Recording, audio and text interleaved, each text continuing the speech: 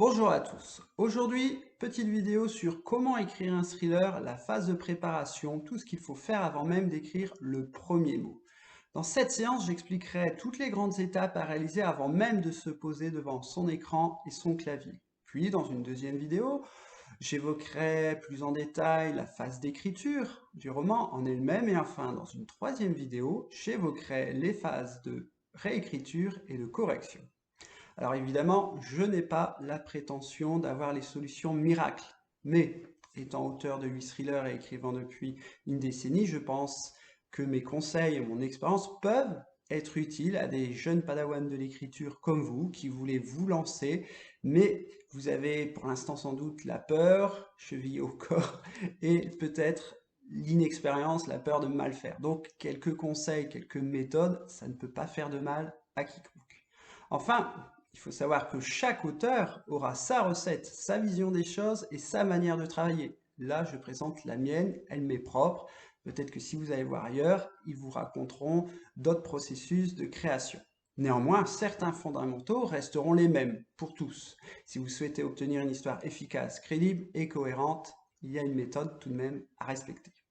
Pour résumer, nous allons voir aujourd'hui l'idée de départ et la thématique, la caractérisation des personnages, la détermination de l'espace-temps, les recherches préalables et on terminera par l'élément déclencheur, c'est-à-dire la scène forte du début de votre récit.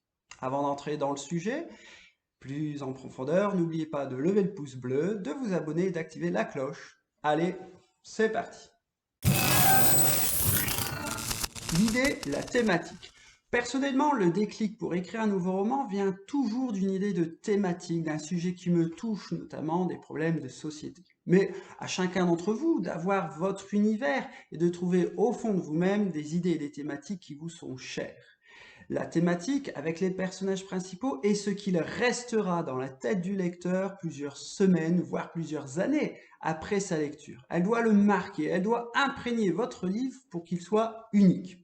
Alors évidemment, quasiment tous les sujets ont déjà été abordés, mais votre vécu, votre culture et l'angle sous laquelle vous envisagerez votre thématique rendra votre roman unique.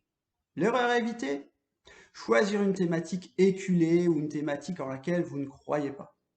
Mon expérience personnelle, pour chacun de mes romans, je suis capable de poser un mot pour définir sa thématique. Les sectes, le néonazisme, la résilience, porte bien son nom, le gaming, l'immigration, la parentalité et la vérité. Ce petit exercice, appliquez-le au livre de votre bibliothèque. Si vous arrivez en un ou deux mots à définir la thématique des romans que vous avez lus, c'est bon signe, ça veut dire qu'ils vous ont marqué, ça veut dire qu'il reste une trace en vous. Si vous n'y arrivez pas, ça veut dire que vous avez oublié ce roman. Et ça, c'est pas bon signe et vous ne voulez pas que vos lecteurs oublient vos romans. Les personnages, ce sont eux qui mènent la danse et c'est avec eux que le lecteur va vivre votre histoire pendant des heures. Il faut parfaitement les définir avant d'aborder l'écriture. Les définir signifie les caractériser, leur donner chair, leur donner une âme, une histoire, qu'ils prennent corps dans votre tête pour que vous les connaissiez assez bien pour appréhender la moindre de leurs réactions dans n'importe quelle situation dans laquelle vous allez les plonger. Et les pires, j'en suis sûr. L'idée de faire une fiche de personnage est cohérente. Il faudra aussi définir leur rôle, héros, alliés, faux alliés, adversaires, ennemis. L'erreur à éviter, la caricature. Même si elle n'est pas interdite par parcimonie pour des personnages secondaires, elle est à proscrire pour vos personnages principaux. Mon expérience personnelle? Je n'hésite pas à m'inspirer de personnes réelles dans mon entourage et de mixer les psychologies pour obtenir des êtres uniques. La définition de l'espace-temps. En fonction de votre histoire, un lieu et ou une époque précis doivent peut-être s'imposer. Choisissez un lieu que vous connaissez où il faudra vous renseigner impérativement pour maîtriser les codes et les décors de ce lieu. Choisissez une époque adéquate à votre récit et attention aux anachronismes si vous n'êtes pas dans le présent. N'envisagez pas, par exemple, un thriller historique. Si vous n'avez aucune connaissance en histoire, vous ne serez jamais à l'aise, surtout pour un premier roman. L'erreur à éviter, jouer la carte du dépaysement et ne pas être crédible dans les descriptions. Mon expérience personnelle, mes 3 premiers romans se déroulent dans le Maine, aux États-Unis, une référence à Stephen King, dans lequel les 3 quarts de ses romans s'y déroulent, et donc je n'ai pas eu de mal à m'immerger à mon tour dans ce lieu. Je me suis renseigné évidemment sur Google Earth, pour étoffer mes descriptions et la cohérence de l'utilisation de ces lieux. Sinon, mes 3 derniers romans, j'ai fait simple, ils s'établissent en Picardie, chez moi, dans mon environnement personnel, où là, je suis certain de maîtriser tous les codes. Les recherches préalables. Rien de pire que de parler d'un sujet dans un roman sans le maîtriser, de se tromper, de dire des bêtises ou d'être dans l'approximation. Le lecteur ne vous le pardonnera jamais. À notre époque, les recherches se font en un clic quand il s'agit de choses simples. Pour des infos plus confidentielles, il vous faudra trouver une personne référente, experte sur le sujet. Par exemple, vous voulez faire intervenir un médecin légiste, dans un thriller c'est logique, c'est cohérent, c'est même une habitude, alors il faudra vous renseigner avant, trouver une personne sur les réseaux sociaux qui exerce ce métier et qui pourra vous informer. Ne vous reposez surtout pas sur ce que vous voyez dans les séries TV, la réalité est souvent tout autre. L'erreur à éviter, se lancer dans l'écriture d'une scène spécifique sans avoir au préalable déminé le terrain, à savoir quel vocabulaire il faut utiliser, quelles actions peuvent s'y mener, quelles sont les procédures à suivre. Gardez en tête que vous devez respecter la réalité, à part si vous vous lancez dans un thriller fantastique, où là, vous serez beaucoup plus libre. Mon expérience personnelle, j'ai écrit mes 3 derniers romans avec comme héros un major de gendarmerie. Uniquement parce que l'un de mes amis est justement major d'une brigade de recherche de la gendarmerie nationale. Sinon, je vous avoue que je me serais jamais aventuré là-dedans. C'est un univers bien trop complexe, codé. Je n'aurais jamais pu être crédible sans l'apport de mon ami. Donc, si vous n'en avez pas, utilisez les réseaux sociaux, utilisez vos connaissances pour obtenir ces informations.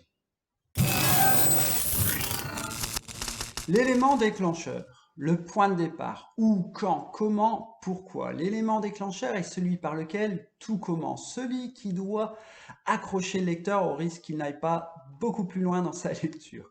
Pour l'envisager, pensez à ce que cet élément va bouleverser, quelles en seront ses conséquences, ce qu'il va remettre en cause, ce que les personnages vont devoir entreprendre à cet instant, puis durant le roman pour résoudre les problématiques engendrées. Pensez aussi à ce que va évoquer cet élément chez le lecteur, dans quelles conditions ça doit le mettre. Doit-il avoir peur? Doit-il frissonner? Être en stress? Ressentir de l'émotion? Avoir de l'empathie pour un personnage? À vous de voir. À partir de là, le lecteur devra se poser 1000 questions, émettre des hypothèses sur ce qui va se passer dans la suite.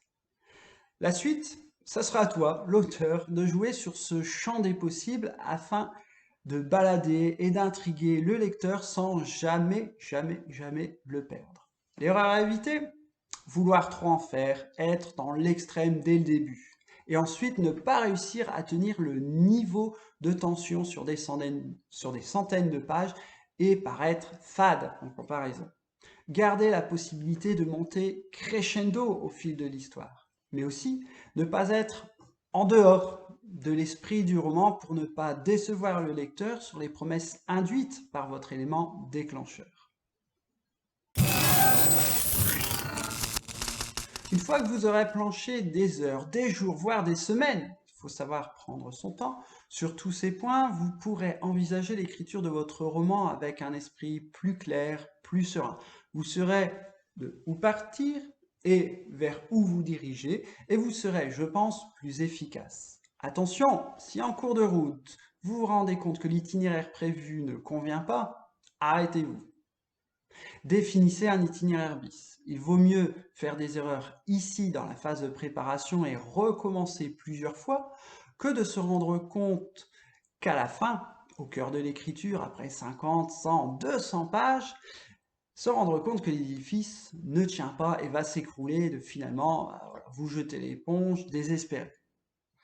Évidemment, les différents points évoqués dans cette vidéo sont à creuser, il y a beaucoup à dire et je répète, je ne suis qu'un avis parmi tant d'autres. Alors, pour plus de précision, n'hésitez pas un instant à me poser des questions en commentaire et j'y répondrai avec plaisir. Si écrire un thriller est un rêve pour vous, tentez cette aventure. Je reviens vers vous pour la suite du programme très bientôt. En attendant, portez-vous bien, lisez, écrivez et vivez thriller.